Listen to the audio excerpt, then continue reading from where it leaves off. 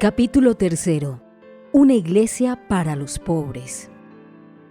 3 días después de su elección, mi predecesor expresó a los representantes de los medios de comunicación su deseo de que la iglesia mostrara más claramente su cuidado y atención hacia los pobres. Cómo quisiera una iglesia pobre y para los pobres.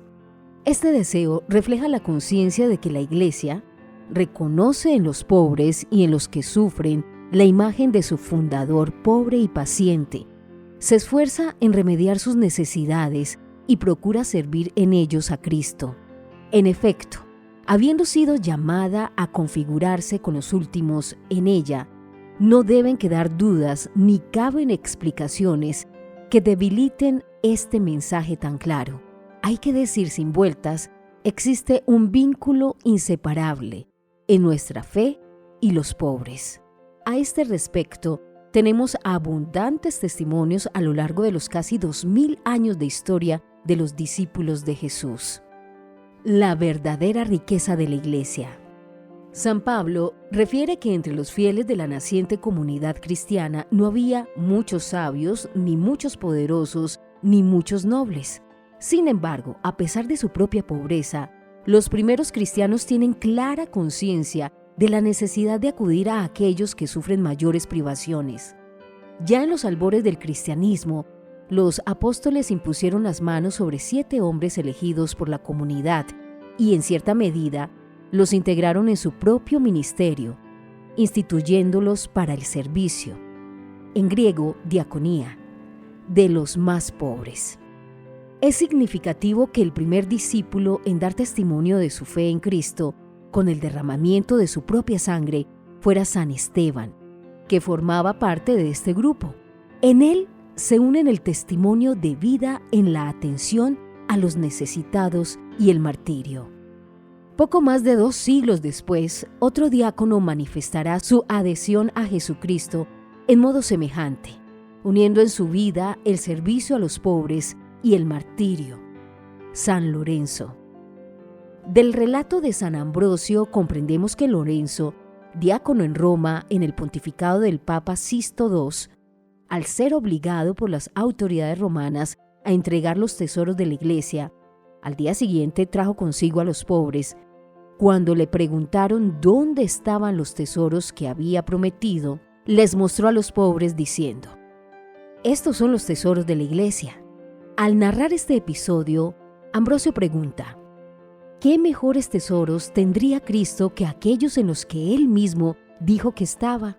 Y recordando que los ministros de la iglesia nunca deben descuidar el cuidado de los pobres, y menos aún, acumular bienes en beneficio propio, afirma: es necesario que cada uno de nosotros cumpla con esta obligación con fe sincera y providencia perspicaz. Sin duda, si alguien desvía algo para su propio beneficio, eso es un delito. Pero si lo da a los pobres, si rescata al cautivo, eso es misericordia. Los padres de la iglesia y los pobres. Desde los primeros siglos, los padres de la iglesia reconocieron en el pobre un acceso privilegiado a Dios, un modo especial para encontrarlo. La caridad hacia los necesitados no se entendía como una simple virtud moral, sino como expresión concreta de la fe en el Verbo encarnado. La comunidad de fieles, sostenida por la fuerza del Espíritu Santo, se encuentra arraigada en la cercanía a los pobres, que en ella no son un apéndice, sino parte esencial de su cuerpo vivo. San Ignacio de Antioquía, por ejemplo, camino del martirio, exhortaba a los fieles de la comunidad de Esmirna a no descuidar el deber de la caridad para con los más necesitados, advirtiéndoles que no procedieran como los que se oponían a Dios. Considerad a los que tienen una opinión diferente sobre la gracia de Jesucristo, que vino a nosotros. ¿Cómo se oponen al pensamiento de Dios? No se preocupan por el amor, ni por la viuda, ni por el huérfano, ni por el oprimido, ni por el prisionero o el liberto, ni por el hambriento o el sediento. El obispo de Esmirna, Policarpo, recomendaba precisamente a los ministros de la iglesia que cuidaran de los pobres. Los presbíteros también sean compasivos, misericordiosos con todos. Traigan de vuelta a los descarriados, visiten a todos los enfermos, no descuiden a la viuda, al huérfano y al pobre, sino que sean siempre solícitos en el bien ante Dios y los hombres. A partir de estos dos testimonios, constatamos que la Iglesia aparece como madre de los pobres, lugar de acogida y de justicia. San Justino, por su parte, en su primera apología, dirigida al emperador Adriano, al Senado y al pueblo romano, explicaba que los cristianos llevaban a los necesitados todo lo que podían, porque veían en ellos hermanos y hermanas en Cristo. Al escribir sobre la asamblea de oración del primer día de la semana, destacaba que en el centro de la liturgia cristiana no se puede separar el culto a Dios de la atención a los pobres. En efecto, en un momento determinado de la celebración, los que tienen algo y quieren, cada uno según su libre voluntad, dan lo que les parece bien y lo que se ha recogido se entrega al presidente. Él lo distribuye a los huérfanos y viudas, a los que por enfermedad u otra causa están necesitados, a los que están en las cárceles, a los extranjeros de paso. En una palabra, se convierte en el proveedor de todos los que se encuentran indigentes. Así se da el testimonio de que la Iglesia naciente no separaba el creer de la acción social. La fe que no iba acompañada del testimonio de las obras, como había enseñado Santiago, se consideraba muerta. San Juan Crisóstomo. Entre los padres orientales, quizá el predicador más ardiente de la justicia social sea San Juan Crisóstomo, arzobispo de Constantinopla entre los siglos IV y V. En sus homilías exhortaba a los fieles a reconocer a Cristo en los necesitados. ¿Quieres honrar el cuerpo de Cristo? No permitas que sea despreciado en sus miembros, es decir, en los pobres que no tienen que vestir, ni lo honres aquí en el templo con vestiduras de seda, mientras fuera lo abandonas al frío y a la desnudez.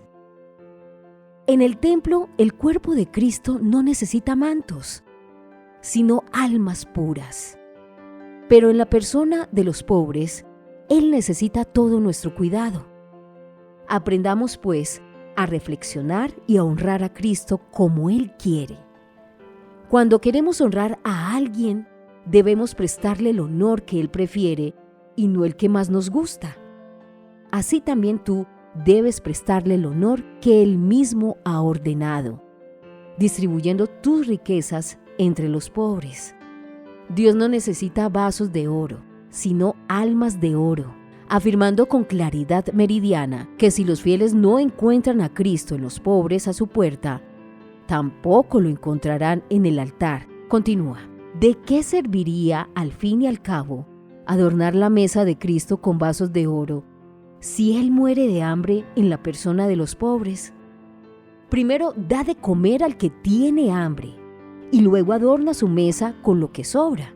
Entendía la Eucaristía, por tanto, también como una expresión sacramental de la caridad y la justicia que la precedían, la acompañaban y debían darle continuidad en el amor y la atención a los pobres. Así pues, la caridad no es una vía opcional, sino el criterio del verdadero culto. Crisóstomo denunciaba con vehemencia el lujo exacerbado que convivía con la indiferencia hacia los pobres. La atención que se les debe prestar, más que una mera exigencia social, es una condición para la salvación, lo que atribuye a la riqueza injusta un peso de condena. Hace mucho frío y el pobre yace en harapos, moribundo y helado, castañeteando los dientes con un aspecto y un atuendo que deberían conmoverte. Tú, sin embargo, calentito y ebrio, pasas de largo. ¿Y cómo quieres que Dios te libre de la infelicidad? A menudo adornas con muchas vestiduras variadas y doradas un cadáver insensible que ya no percibe el honor. Sin embargo, desprecias a aquel que siente dolor, que está desgarrado, torturado, atormentado por el hambre y el frío, y te preocupa más la vanagloria que el temor de Dios. Este profundo sentido de la justicia social le lleva a afirmar que no dar a los pobres es robarles, es defraudarles la vida, porque lo que poseemos les pertenece. San Agustín. Agustín tuvo como maestro espiritual a San Ambrosio, que insistía en la exigencia ética de compartir los bienes. Lo que das al pobre no es tuyo, es suyo, porque te has apropiado de lo que fue dado para uso común. Para el obispo de Milán, la limosna es justicia restaurada, no un gesto paternalista. En sus sermones, la misericordia adquiere un carácter profético. Denuncia las estructuras de acumulación y reafirma la comunión como vocación eclesial. Formado en esta tradición, el santo obispo de Hipona enseñó a su vez el amor preferencial por los pobres.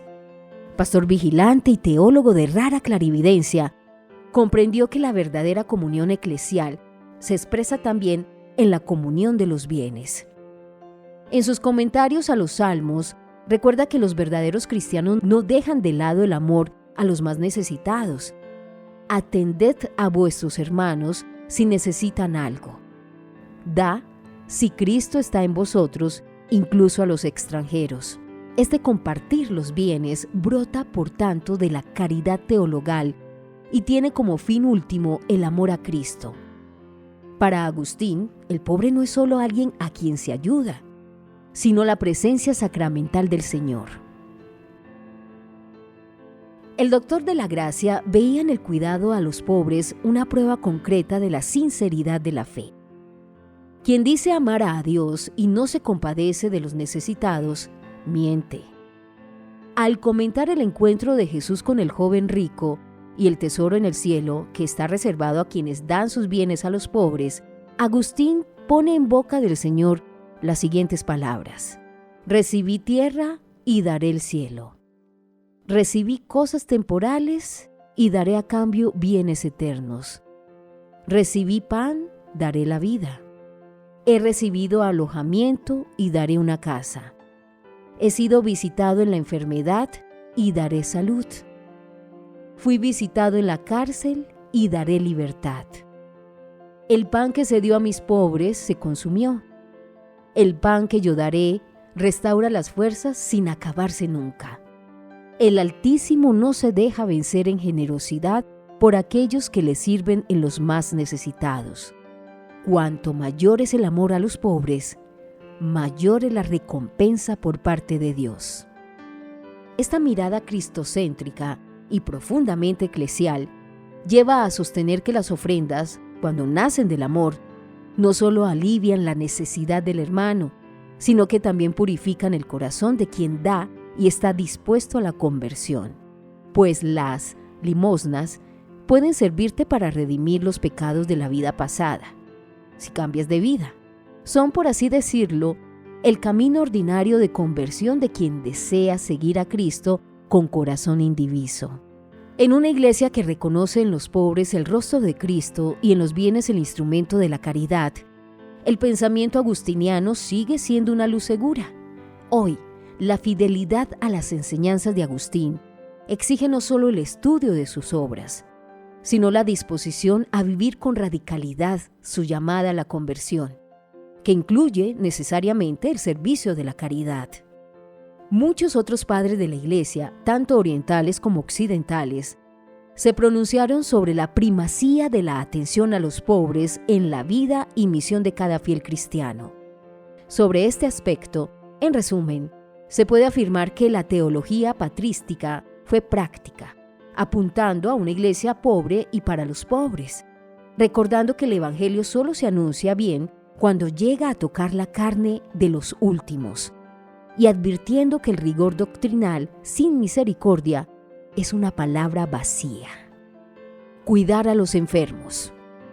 La compasión cristiana se ha manifestado de manera peculiar en el cuidado de los enfermos y los que sufren. A partir de los signos presentes en el ministerio público de Jesús, que curaba a ciegos, leprosos y paralíticos, la Iglesia entiende como parte importante de su misión el cuidado de los enfermos, en los que con facilidad reconoce al Señor crucificado. San Cipriano, durante una peste en la ciudad de Cartago, donde era obispo, recordaba a los cristianos la importancia del cuidado de los infectados al afirmar: esta epidemia, que parece tan horrible y funesta, pone a prueba la justicia de cada uno y examina el espíritu de los hombres, verificando si los sanos sirven a los enfermos, si los parientes se aman sinceramente, si los señores tienen piedad de los siervos enfermos, si los médicos no abandonan a los enfermos que imploran. La tradición cristiana de visitar a los enfermos, de lavar sus heridas, de consolar a los afligidos, no se reduce a una mera obra de filantropía, sino que es una acción eclesial, a través de la cual, en los enfermos, los miembros de la Iglesia tocan la carne sufriente de Cristo. En el siglo XVI, San Juan de Dios, al fundar la orden hospitalaria que lleva su nombre, creó hospitales modelo que acogían a todos, independientemente de su condición social o económica. Su famosa expresión, «Haced el bien, hermanos», se convirtió en el lema de la caridad activa con los enfermos. Contemporáneamente, San Camilo de Lelis fundó la Orden de los Ministros de los Enfermos, los Camilos, asumiendo como misión servir a los enfermos con total dedicación. Su regla ordena que cada uno solicite al Señor la gracia de tener un afecto maternal hacia su prójimo para poderlo servir con todo amor caritativo, en el alma y el cuerpo. Porque deseamos, con la gracia de Dios, servir a todos los enfermos con el mismo afecto que una madre amorosa suele asistir a su único hijo enfermo. En hospitales, campos de batalla, prisiones y calles, los Camilos encarnaron la misericordia de Cristo médico. Cuidando a los enfermos con cariño maternal, como una madre cuida de su hijo, muchas mujeres consagradas desempeñaron un papel aún más difundido en la atención sanitaria de los pobres. Las hijas de la Caridad de San Vicente de Paúl, las hermanas hospitalarias, las pequeñas siervas de la Divina Providencia y tantas otras congregaciones femeninas se convirtieron en una presencia maternal y discreta en los hospitales, asilos y residencias de ancianos. Llevaban medicinas, escucha, presencia y sobre todo ternura. Construyeron a menudo con sus propias manos estructuras sanitarias en zonas sin asistencia médica. Enseñaban higiene, atendían partos, medicaban con sabiduría natural y fe profunda. Sus casas se convertían en oasis de dignidad, donde nadie era excluido. El toque de la compasión era el primer remedio. Santa Luisa de Marillac escribía a sus hermanas, las hijas de la Caridad, recordándoles que habían recibido una bendición especial de Dios para servir a los pobres enfermos en los hospitales. Hoy, ese legado continúa en los hospitales católicos, los puestos de salud en las regiones periféricas, las misiones sanitarias en las selvas, los centros de acogida para toxicómanos y los hospitales de campaña en las zonas de guerra. La presencia cristiana junto a los enfermos revela que la salvación no es una idea abstracta, sino una acción concreta. En el gesto de limpiar una herida, la Iglesia proclama que el reino de Dios comienza entre los más vulnerables, y al hacerlo, permanece fiel a aquel que dijo: «Estaba enfermo y me visitaron». Cuando la Iglesia se arrodilla junto a un leproso, a un niño desnutrido o a un moribundo anónimo, realiza su vocación más profunda: amar al Señor allí donde Él está más desfigurado. El cuidado de los pobres en la vida monástica. La vida monástica, nacida en el silencio de los desiertos, fue desde sus inicios un testimonio de solidaridad. Los monjes lo dejaban todo: riqueza, prestigio, familia, no solo por despreciar las riquezas del mundo, contemptus mundi, sino para encontrar en este despojo radical al Cristo pobre. San Basilio Magno, en su regla, no veía contradicción entre la vida de oración y recogimiento de los monjes y la acción en favor de los pobres. Para él, la hospitalidad y el cuidado de los necesitados eran parte integrante de la espiritualidad monástica, y los monjes, incluso después de haberlo dejado todo para abrazar la pobreza, debían ayudar a los más pobres con su trabajo, ya que para poder socorrer a los necesitados es evidente que debemos trabajar con diligencia. Este modo de vida es provechoso no solo para someter el cuerpo, sino también por la caridad hacia el prójimo, para que por medio de nosotros Dios provea lo suficiente a los hermanos más débiles.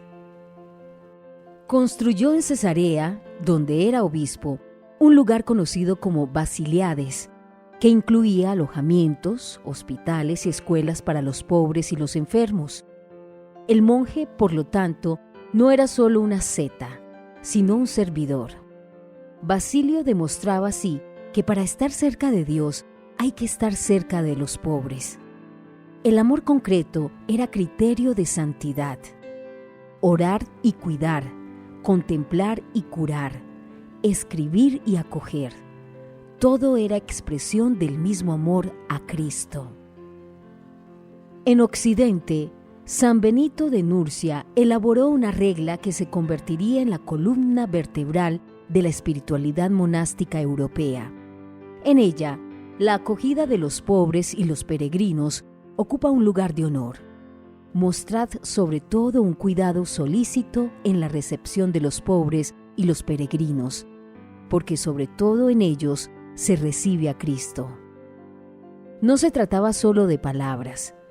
Los monasterios benedictinos fueron, durante siglos, lugares de refugio para viudas, niños abandonados, peregrinos y mendigos.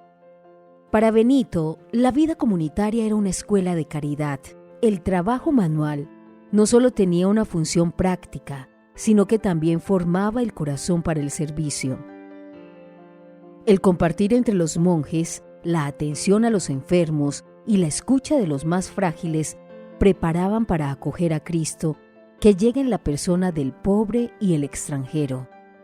La hospitalidad monástica benedictina permanece hasta hoy como signo de una iglesia que abre las puertas, que acoge sin preguntar, que cura sin exigir nada a cambio.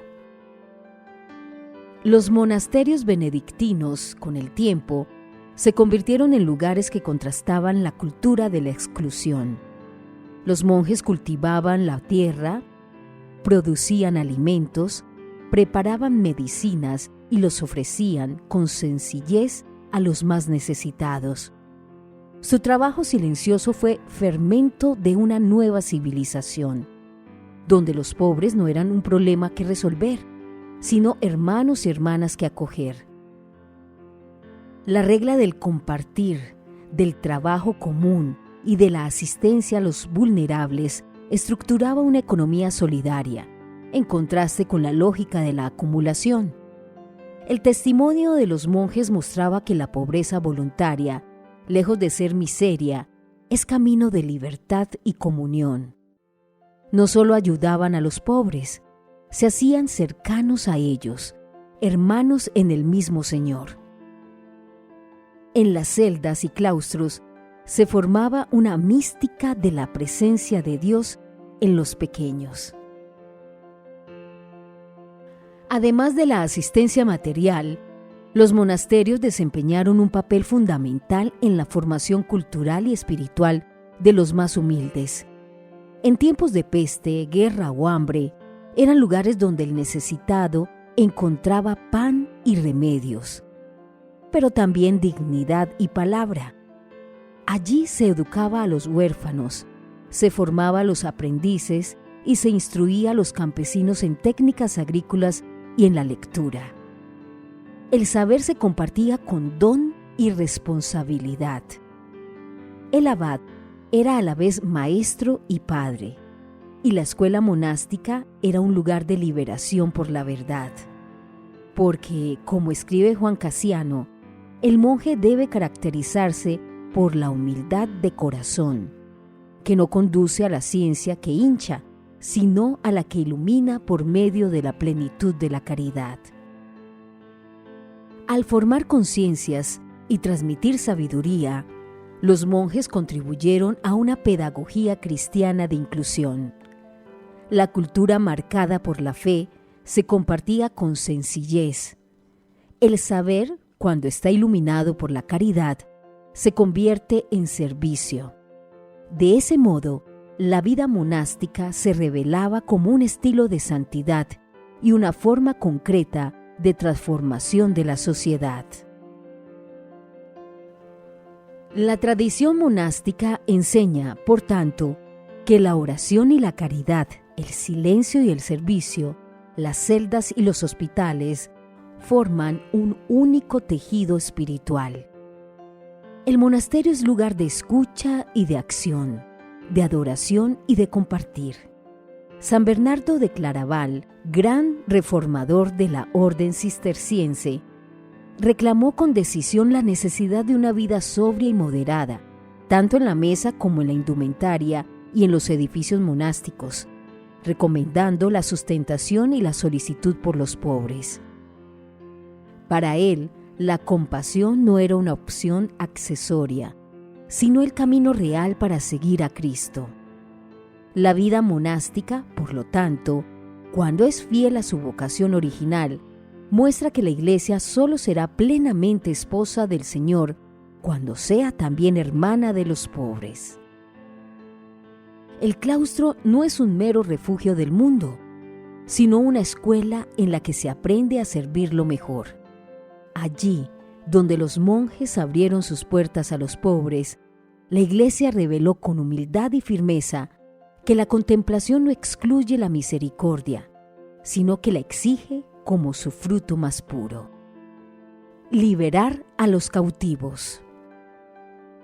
Desde los tiempos apostólicos, la Iglesia ha visto en la liberación de los oprimidos un signo del reino de Dios. Jesús mismo, al iniciar su misión pública, proclamó: «El Espíritu del Señor está sobre mí, porque me ha consagrado por la unción. Él me envió a llevar la buena noticia a los pobres, a anunciar la liberación a los cautivos». Los primeros cristianos, incluso en condiciones precarias, rezaban y asistían a los hermanos y hermanas encarcelados, como atestiguan los Hechos de los Apóstoles y diversos escritos de los padres. Esta misión liberadora se prolongó a lo largo de los siglos mediante acciones concretas, especialmente cuando el drama de la esclavitud y el cautiverio marcó sociedades enteras. Entre finales del siglo XII y principios del siglo XIII, cuando muchos cristianos eran capturados en el Mediterráneo o esclavizados en las guerras, surgieron dos órdenes religiosas: la Orden de la Santísima Trinidad, Redención de Cautivos, Trinitarios, fundada por San Juan de Mata y San Félix de Valois, y la Orden de la Bienaventurada Virgen María de la Merced, Mercedarios,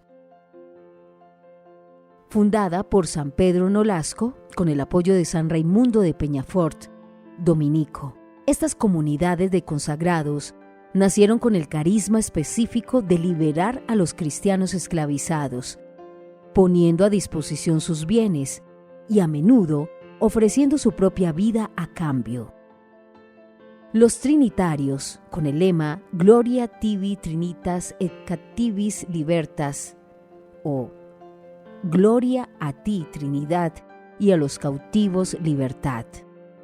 Y los mercedarios, que añaden un cuarto voto a los votos religiosos de pobreza, obediencia y castidad, dieron testimonio de que la caridad puede ser heroica.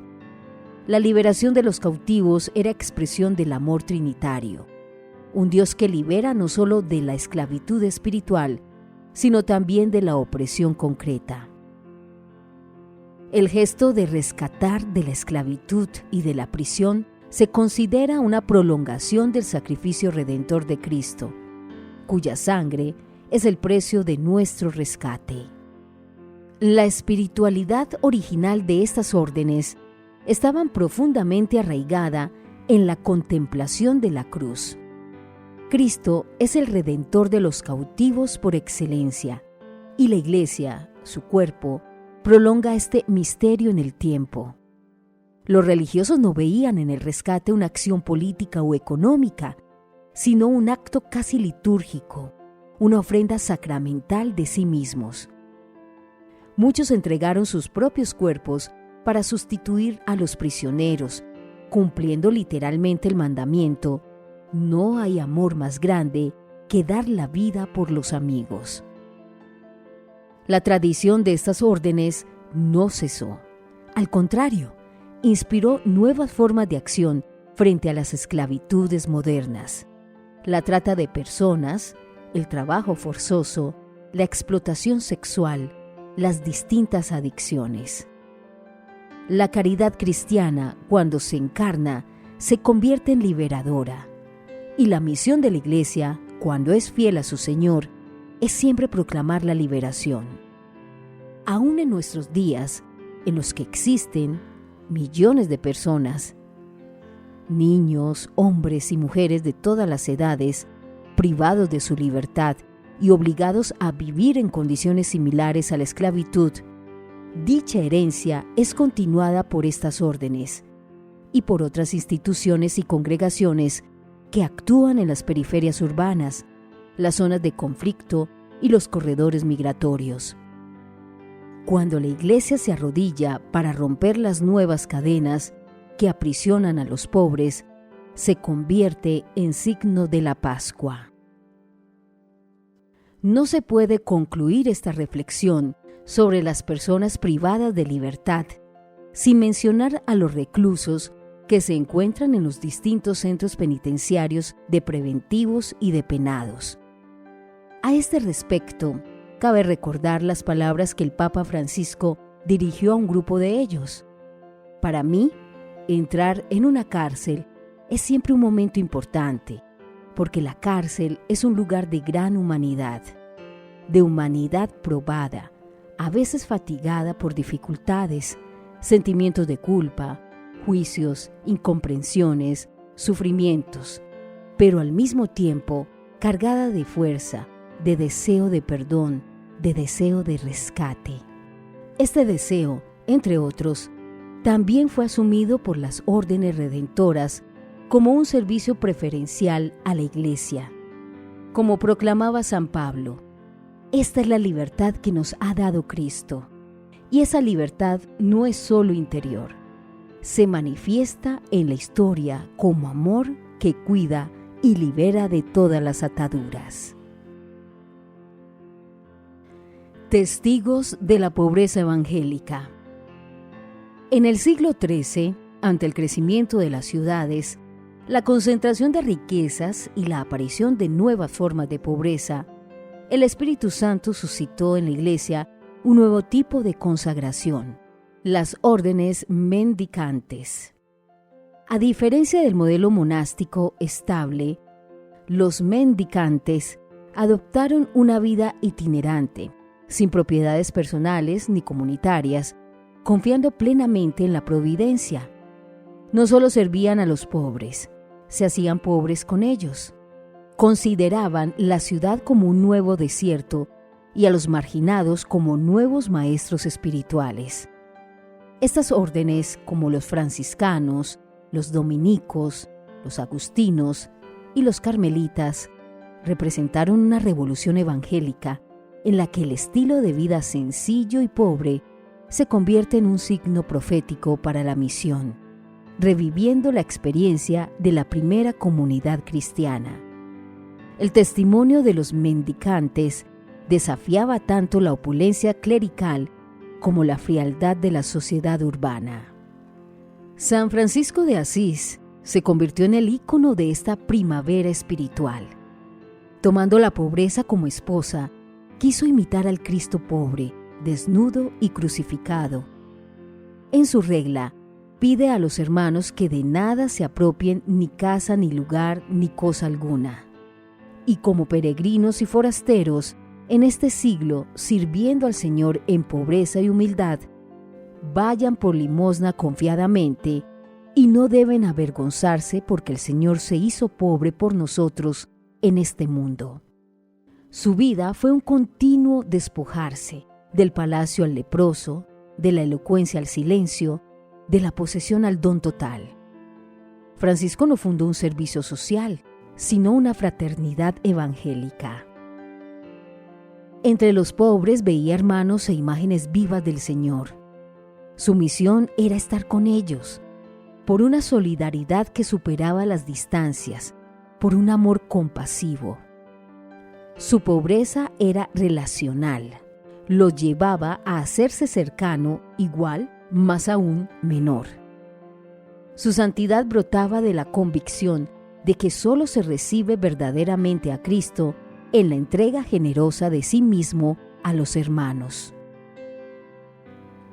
Santa Clara de Asís, inspirada por Francisco, fundó la Orden de las Damas Pobres, más tarde llamadas Clarisas. Su lucha espiritual consistió en mantener fielmente el ideal de la pobreza radical.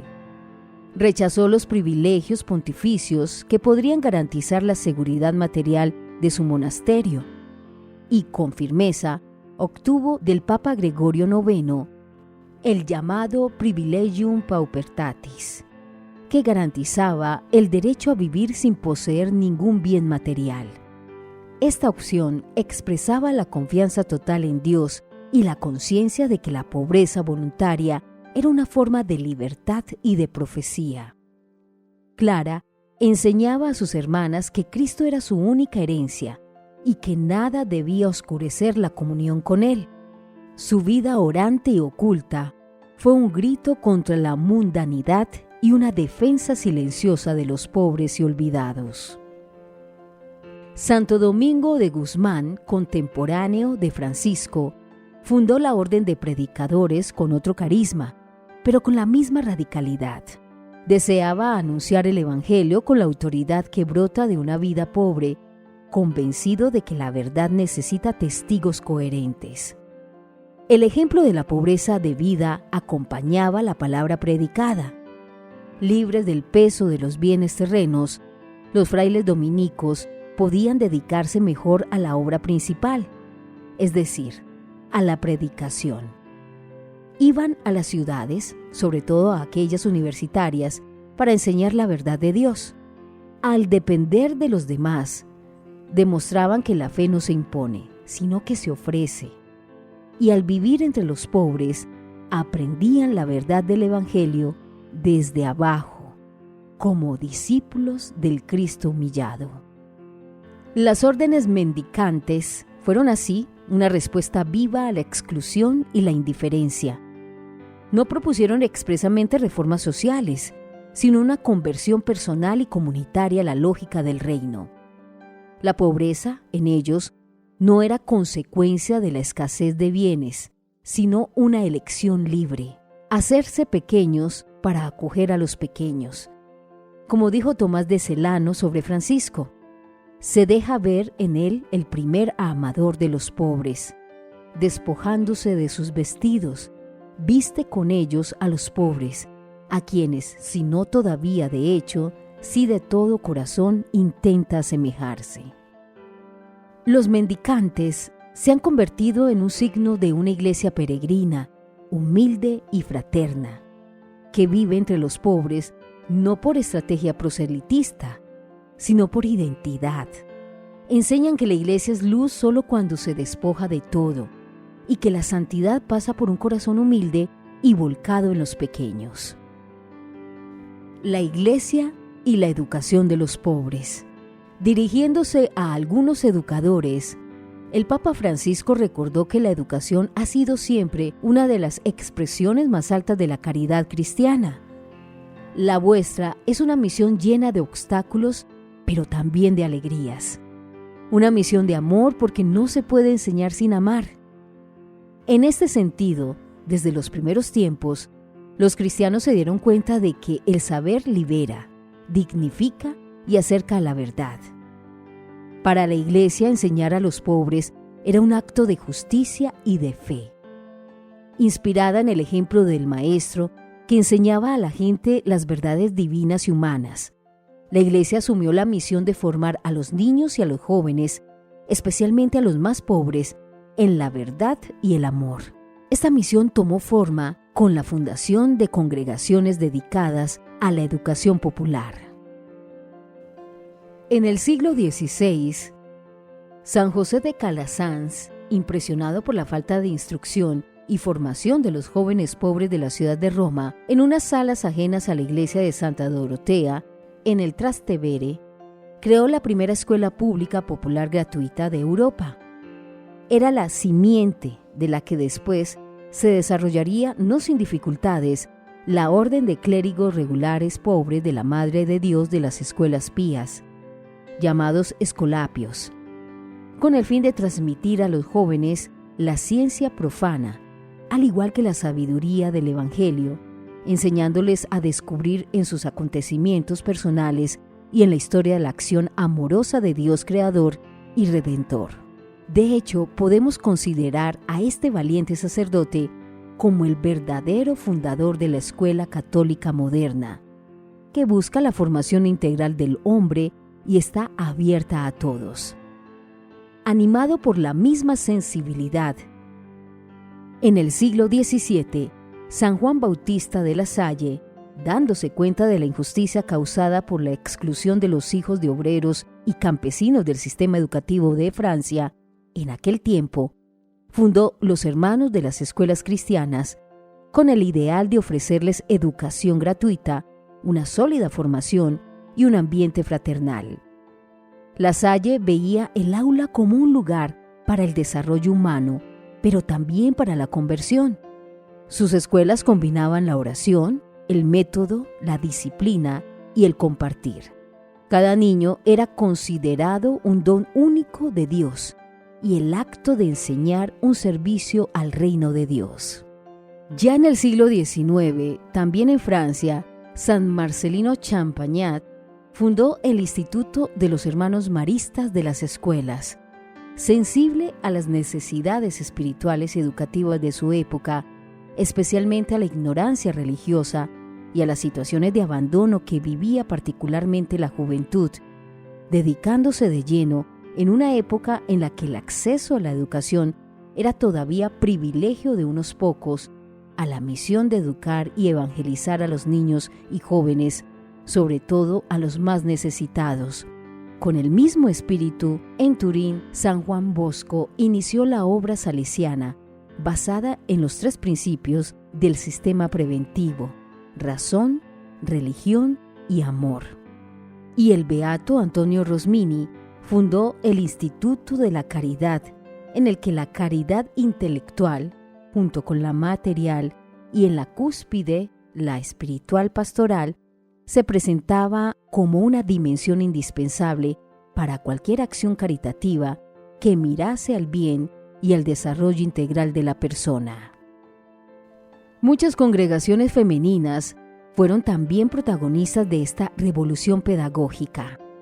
Las Ursulinas, las monjas de la Orden de la Compañía de María Nuestra Señora, las Maestras Pías y muchas otras fundadas especialmente en los siglos XVIII y XIX, ocuparon espacios donde el Estado estaba ausente. Crearon escuelas en pequeños pueblos, en los suburbios y en los barrios obreros. La educación de las niñas en particular se convirtió en una prioridad. Las religiosas alfabetizaban, evangelizaban, trataban de cuestiones prácticas de la vida cotidiana, elevaban el espíritu a través del cultivo de las artes y, sobre todo, formaban conciencias. Su pedagogía era sencilla: cercanía, paciencia, dulzura. Enseñaban a través de la vida antes que con palabras. En tiempos de analfabetismo generalizado y de exclusión estructural, estas mujeres consagradas eran faros de esperanza. Su misión era formar el corazón, enseñar a pensar, promover la dignidad.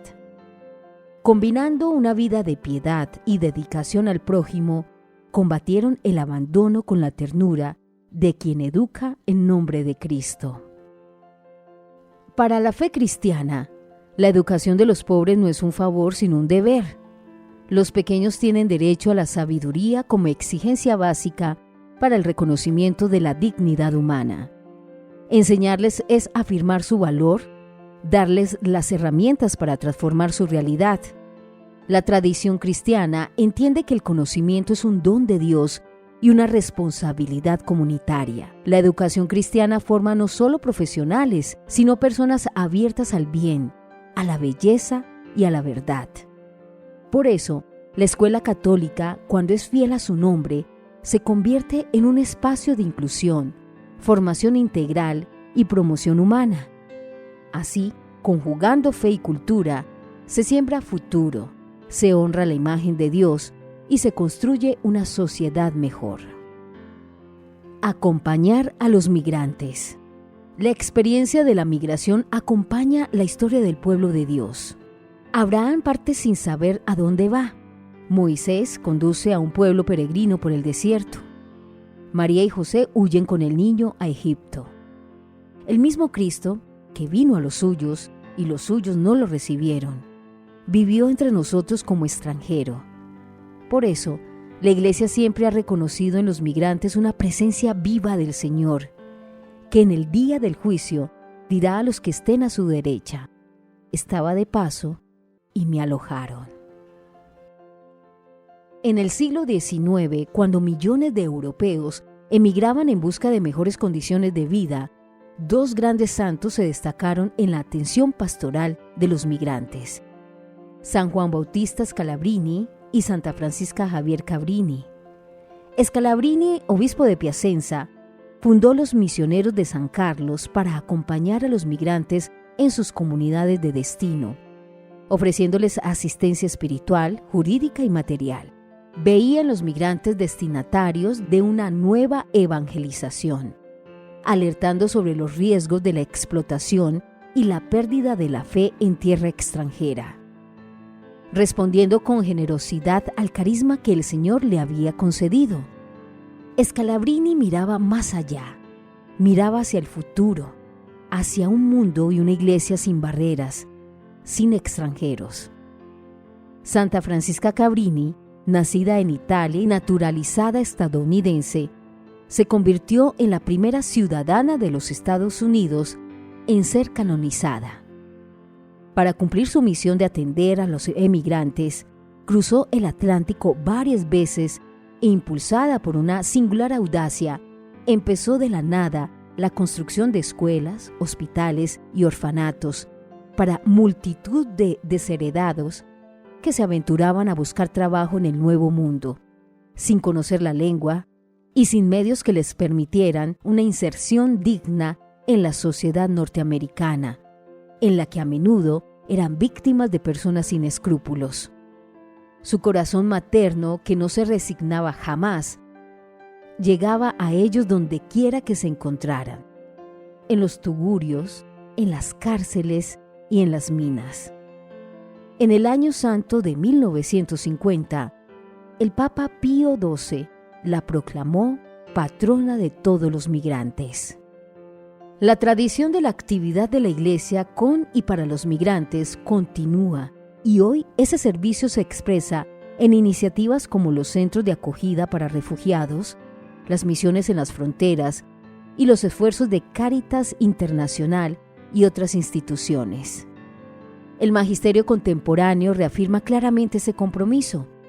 El Papa Francisco recordaba que la misión de la Iglesia, junto a los migrantes y refugiados, es aún más amplia, insistiendo en que la respuesta al desafío planteado por las migraciones contemporáneas se puede resumir en 4 verbos: acoger, proteger, promover e integrar. Pero estos verbos no se aplican solo a los migrantes y a los refugiados. Expresan la misión de la Iglesia en relación a todos los habitantes de las periferias existenciales que deben ser acogidos, protegidos, promovidos e integrados. Y añadía: cada ser humano es hijo de Dios. En él está impresa la imagen de Cristo. Se trata entonces de que nosotros seamos los primeros en verlo y así podamos ayudar a los otros a ver en el emigrante y en el refugiado no solo un problema que debe ser afrontado, sino un hermano y una hermana que deben ser acogidos, respetados y amados. Una ocasión que la providencia nos ofrece para contribuir a la construcción de una sociedad más justa, una democracia más plena, un país más solidario, un mundo más fraterno y una comunidad cristiana más abierta, de acuerdo con el Evangelio. La Iglesia, como madre, camina con los que caminan. Donde el mundo ve una amenaza, ella ve hijos. Donde se levantan muros, ella construye puentes. Sabe que el anuncio del Evangelio solo es creíble cuando se traduce en gestos de cercanía y de acogida, y que en cada migrante rechazado es Cristo mismo quien llama a las puertas de la comunidad. Al lado de los últimos. La santidad cristiana florece con frecuencia en los lugares más olvidados y heridos de la humanidad, los más pobres entre los pobres, los que no solo carecen de bienes, sino también de voz y de reconocimiento de su dignidad, ocupan un lugar especial en el corazón de Dios. Son los preferidos del Evangelio, los herederos del reino. Es en ellos donde Cristo sigue sufriendo y resucitando. Es en ellos donde la Iglesia redescubre la llamada a mostrar su realidad más auténtica. Santa Teresa de Calcuta, canonizada en 2016, se convirtió en un ícono universal de la caridad vivida hasta el extremo en favor de los demás, en la caridad vivida hasta el extremo en favor de los más indigentes, descartados por la sociedad. Fundadora de las Misioneras de la Caridad, dedicó su vida a los moribundos abandonados en las calles de la India, recogía a los rechazados, lavaba sus heridas y los acompañaba hasta el momento de la muerte con una ternura que era oración. Su amor por los más pobres entre los pobres la llevaba no solo a atender sus necesidades materiales, sino también a anunciarles la buena noticia del Evangelio. Queremos proclamar la buena nueva a los pobres de que Dios les ama, de que nosotros les amamos, de que ellos son alguien para nosotros, de que ellos también han sido creados por la misma mano amorosa de Dios, para amar y ser amados. Nuestros pobres son grandes personas, son personas muy queribles, no necesitan nuestra lástima y simpatía, necesitan nuestro amor comprensivo, necesitan nuestro respeto, necesitan que les tratemos con dignidad. Todo esto nacía de una profunda espiritualidad que veía el servicio a los más pobres como fruto de la oración y del amor, que generan la verdadera paz, como recordaba el Papa Juan Pablo II a los peregrinos que habían acudido a Roma para su beatificación. ¿Dónde encontró la Madre Teresa la fuerza para ponerse completamente al servicio de los demás? La encontró en la oración y en la contemplación silenciosa de Jesucristo, de su santo rostro y de su sagrado corazón. Lo dijo ella misma: el fruto del silencio es la oración. El fruto de la oración es la fe. El fruto de la fe es el amor. El fruto del amor es el servicio. Y el fruto del servicio es la paz. La oración colmó su corazón de la paz de Cristo y le permitió irradiarla a los demás. Teresa no se consideraba una filántropa ni una activista, sino esposa de Cristo crucificado, a quien servía con amor total en los hermanos que sufrían. En Brasil, Santa Dulce de los Pobres, conocida como el Ángel Bueno de Bahía, encarnó el mismo espíritu evangélico con rasgos brasileños. Refiriéndose a ella y a otras dos religiosas canonizadas en la misma celebración, el Papa Francisco recordó el amor que profesaban a los más marginados de la sociedad y afirmó que las nuevas santas nos muestran que la vida consagrada es un camino de amor en las periferias existenciales del mundo. La hermana Dulce enfrentó la precariedad con creatividad, los obstáculos con ternura, la carencia con fe inquebrantable. Comenzó acogiendo a enfermos en un gallinero y desde allí fundó una de las mayores obras sociales del país. Atendía a miles de personas al día, sin perder nunca su dulzura. Se hizo pobre con los pobres por amor al sumamente pobre. Vivía con poco, rezaba con fervor y servía con alegría. Su fe no la alejaba del mundo, sino que la sumía aún más profundamente en los dolores de los últimos. Se podría recordar también a San Benito Meni y las Hermanas Hospitalarias del Sagrado Corazón de Jesús, junto a las personas con discapacidades, a San Carlos de Foucauld entre las comunidades del Sahara, a Santa Catherine Dressel junto a los grupos más desfavorecidos de Norteamérica, a la hermana Emanuel con los recolectores de basura en el barrio de Sbet el-Nag, en la ciudad de El Cairo, y a muchísimos más. Cada uno a su manera descubrió que los más pobres no son meros objetos de compasión, sino maestros del Evangelio. No se trata de llevarles a Dios, sino de encontrarlo entre ellos. Todos estos ejemplos enseñan que servir a los pobres no es un gesto de arriba hacia abajo, sino un encuentro entre iguales, donde Cristo se revela y es adorado. San Juan Pablo II nos recordaba que en la persona de los pobres hay una presencia especial de Cristo, que impone a la Iglesia una opción preferencial para ellos. Por lo tanto, cuando la Iglesia se inclina hasta el suelo para cuidar de los pobres, asume su postura más elevada. Movimientos populares. Debemos reconocer también que a lo largo de la historia cristiana, la ayuda a los pobres y a la lucha por sus derechos no han implicado solo a los individuos, a algunas familias, a las instituciones o a las comunidades religiosas. Han existido y existen varios movimientos populares integrados por laicos y guiados por líderes populares, muchas veces bajo sospecha o incluso perseguidos. Me refiero a un conjunto de personas que no caminan como individuos, sino como el entramado de una comunidad de todos y para todos, que no puede dejar que los más pobres y débiles se queden atrás. Los líderes populares, entonces, son aquellos que tienen la capacidad de incorporar a todos. No les tienen asco ni miedo a los jóvenes lastimados y crucificados.